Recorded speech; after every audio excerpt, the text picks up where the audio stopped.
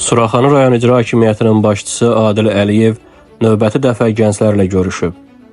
Azərbaycanda 2025-ci ilin Konstitusiya və Suverenlik ili elan olunması ilə əlaqədar Suraxanı rayon icra hakimiyyətinin Milli Dövlətçilik və Konstitusiya Məktəblilərlə Strateji Dialoq adlı layihəsi çərçivəsində ümummilli lider Heydər Əliyev müstəqil Azərbaycan Konstitusiyasının müəllifidir mövzusunda rayon icra hakimiyyətinin başçısı Adil Əliyev növbəti dəfə aprelin 18-də rayonun Hövsan qəsəbəsi üzrə 196, 280 və 281 nömrəli tam orta məktəblərin yuxarı sinif şagirdləri ilə görüş keçirib.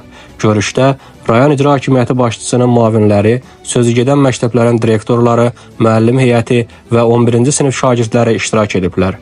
Ümummilli lider Heydər Əliyevin və vətən uğrunda həlak olan şəhidlərimizin əziz xatirəsinin bir dəqiqəlik sükutla yad edilməsi və dövlət himninin səsləndirilməsi ilə başlanan görüşdə ümummilli lider Heydər Əliyev müstəqil Azərbaycan Konstitusiyasının müəllifidir adlı videoçarx nümayiş olunub. Rayon icra hakimiyyətinin başçısı Adil Əliyev çıxış edərək bildirib ki, Konstitusiya və suverenlik dövlətçiliyimizin əsas amilidir.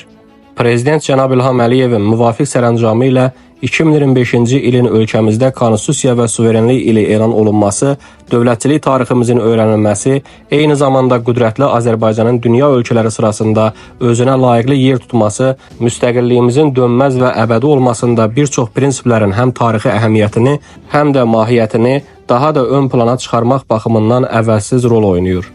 Rayon icra hakimiyyəti başçısı çıxışında vurğulayıb ki, bugünkü reallıqlar bir daha sübut edir ki, əldə edilən uğurlar məhz Heydər Əliyevin Azərbaycanın hərtərəfli inkişafı və tərəqqisi yolunda misilsiz xidmətlərin nəticəsidir.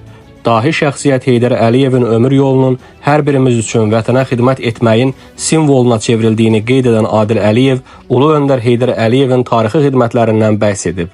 Görüş zamanı Adil Əliyev gənclərin faydalı vətəndaş kimi yetişməsi üçün öz dəyərli tövsiyələrini verib və bildirib ki, hər bir gənc öz yolunu müstəqil Azərbaycan Respublikasının həyat yolu kimi qəbul etməlidir. Sonra isə rayon icra hakimiyyəti başçısı gənclərin müxtəlif məsələlərlə bağlı suallarını ətraflı cavablandırıb. Eləcə də gənclərin hər birinə hədiyyələr təqdim olunub.